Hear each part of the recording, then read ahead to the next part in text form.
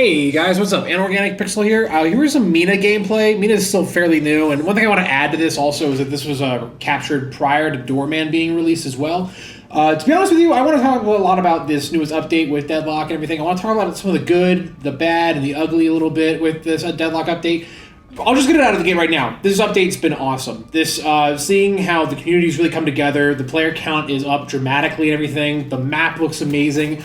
The hideout looks amazing. These new characters look and function amazingly as well. I'm really excited to see what happens in terms of the future of this game, as well as even, potentially the future of some of these newer characters and how this will be optimized a bit further. I wanted to start off real quick, just showcasing more about the hideout. I'm in a little secret spot here real quick as the GOAT right now, as Billy here. If you want to get there, you can just actually hop behind this ghost, behind the bookcase that you kind of spawn out of once you finish a match. And the hideout looks amazing. I love the ambiance, the vibe, and the overall aesthetic of everything. Check out all the votes I got here. Team GOAT guy and also Team Victor here. We got Doorman released and everything. Like I said before, this was all captured prior to Doorman coming out and everything.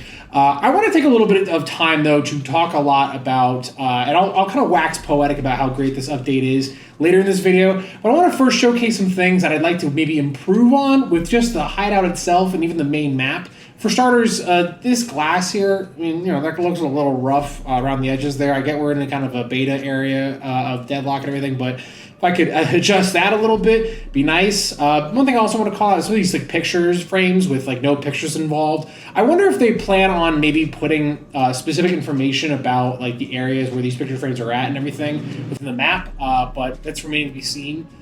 I guess one other feature and ask I would maybe have with the hideout itself is giving players the ability to sit down and kind of chill out a little bit. This might be beneficial if you have a very large party and you have teammates that want to test out their characters and test out some of the abilities that they have and everything. Or if you want to just chill out and get a cool photo with your boys.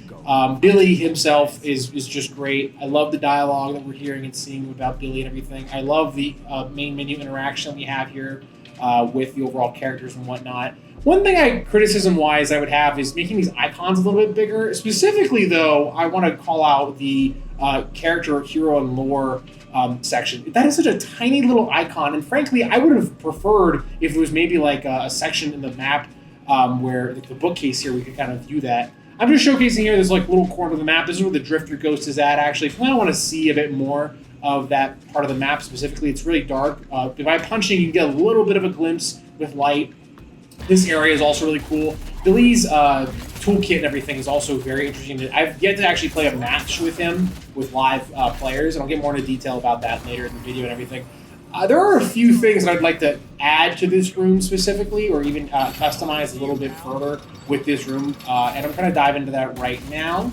So real quick, shout out to Colonel Frogs for helping me hop in here. If you have a friend who comes in here, you can change the team within this room specifically, and you can kind of do a quick kind of death match or player versus player kind of scenario here. One thing I would like to maybe add to this room specifically is maybe a few options. Number one, having a scoreboard with your boys. If you wanted to kind of rumble around it here a little bit and test some of the features and capabilities of your characters out with your friends. You can spawn a little bit quicker for the person that dies in that room specifically, because it is kind of annoying that you have to do kind of a walk of shame if you lose a fight with your buddy. And that walk of shame, I imagine, will get really old after a while, especially if you are in this room practicing a lot with your friends and whatnot, and also kind of learning the game here and there. Jumping into the actual map itself, there are a few other additional asks I would maybe have with the sandbox areas of Deadlock. I really wish there was a way to remove guardians, or even maybe have guardians respawn as needed. When you get into this area, the guardians are all still there and everything. And this also gives you a good opportunity to practice the pairing mechanic with the guardians and everything, or even potentially working on how to take down walkers and everything. It's just really annoying though there's not a lot of settings and options though to adjust the overall guardian and walker aspects of the sandbox mode itself specifically.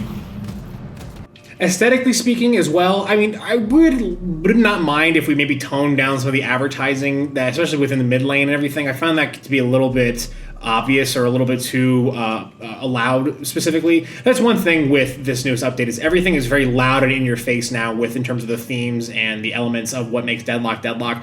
One thing that's also kind of cool about this map is that they're not going with an entirely symmetrical map design, which I kind of appreciate. So each side of the map will kind of function differently depending on the amber hand or the sapphire hand that you're on. This part of the map though, I wouldn't mind having another look at because number one, this like fencing here kind of makes it like a little obtuse whether or not you can get in that area. And this staircase is also really hard to read in my opinion. I really think if they can maybe take a double check in terms of how this part of the map flows, making it a bit more streamlined or a bit more to the point, also making it a bit more obvious that this area is not accessible. It's kind of confusing because Pocket could theoretically fit through that, wiring there and everything, but in this case he can't. And this staircase specifically, I would just kind of make it more direct to that exit here and everything. Having the additional jump and everything, or having to go around that zigzag of the staircase can be a little awkward, especially if you're in a really big chase. But I love the design of this room. I love the actual look and the overall theme that they're going for here and everything. Especially, I'm a big fan of the fact that the entire map is not entirely symmetrical with one another. That's kind of a cool element and kind of a cool aspect that I think really works well within Deadlock and probably wouldn't work well in like other MOBAs like League of Legends or whatever. As far as other things to maybe point out as well, I did notice that there is a little bit of a skybox issue, especially in this part of the map specifically. Like if you want to get a little bit higher than normal with some of these heroes, and especially nowadays, with people being so good at movement and everything, this weird skybox section of the map is a little bit, I think, constrictive, a little bit too constrictive. I understand that we're trying to limit how high players can get in the map itself specifically, but I mean, in theory, though, you should be able to get high enough to, this part of the map specifically. But once you hop on this roof and everything, you are really limited in terms of the height that you could achieve, especially, again, around certain movement parts of the map. I imagine, like, during combat, that weird ceiling could, like, throw off a lot of players and everything. The next thing I want to talk about specifically also is the yellow part of the map now. This is kind of a cool little shipyard area. This is where the bridge was at that was falling apart. It's not kind of like it's got like a kind of a shipyard or a cargo container kind of vibe to it and everything. I really like it actually. It's nice and it flows very well. Remember when this first came out, when the update was first coming out, this part of the map was really super dark. All right, the next piece I really want the developers of Valve to take a look at. This part on the other side of the map, specifically the Fairfax statue part of the map. This is really awkward. I found that I really appreciate the overall sentiment of what they're going for here. They're really trying to be experimental here, but I think they just did way too much experimenting with this part of the map. So for starters, I love the Fairfax statue. I would like if we found a way to keep that, but I find it really awkward that the vent is kind of like positioned in such a way that makes it stand out tremendously. I don't know, that just doesn't seem right. This camp below the other vent seems really weird. This doesn't flow in the way where the other side of the map or how it did originally with that building option. And even flowing to the walker itself can be a little Kafka-esque. I would like if maybe Valve took a second look here and maybe just... It seems like they just did a lot of broad strokes in terms of creative ideas and design aspects. Again, staying within theme of the fact the map does not have to be an entirely symmetrical formula, but there are a lot of like little parts of this part of the map specifically, like these bushes, for example, that I imagine will lead to a lot of weird headaches or a lot of bizarre situations with certain heroes like Viscus or even like Talon.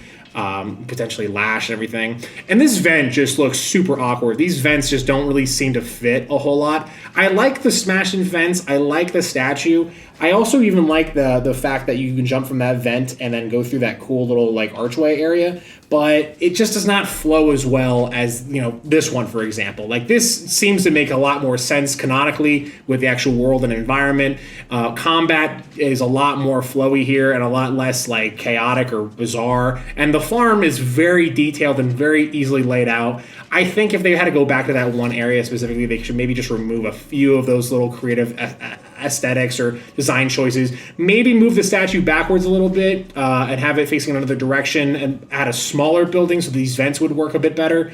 But I mean, this is really the only major criticism I have of the actual map itself and everything. I think overall what Valve has done with this update is incredible. I think Deadlock is coming into its own skin tremendously well. I think the overall mechanics and characters and the writing and the design and feel of the game itself, the control and emotion that the game presents is really top notch. It's just stellar work all around. I really think that if you're a gamer, playing Deadlock is a must, especially playing it in this time frame as well, where you have the ability to really see the experimentation and the design choices and the overall look and feel of Deadlock evolve over time. And I'm going to get right now to my favorite part of the video, and that's going to be around this specific feature and functionality that popped up. It was very obvious in the main menu screen when you actually get the play option. Notice how this, first off, is Dynamo within the bot section. That's really hardcore and kind of mean to Dynamo in my opinion. But anyways, I've made a video about this a while back, this topic specifically around bots within Deadlock, and I mentioned how the bots really sucked back then and how they were really kind of brain dead.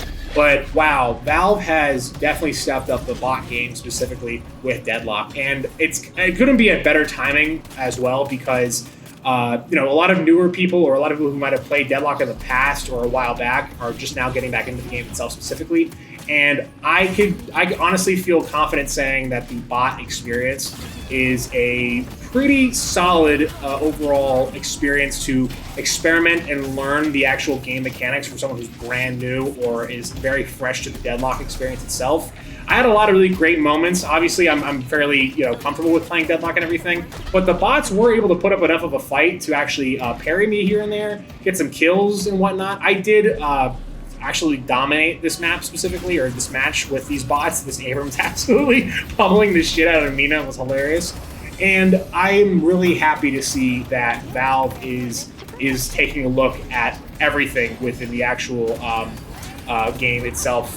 One thing that's kind of annoying with the bot experience is that there is some kind of bizarre lag. I wasn't really sure if that was because I had the graphic settings cranked up all the way here to capture footage, or if there's some kind of weird server input or delay with the bots itself.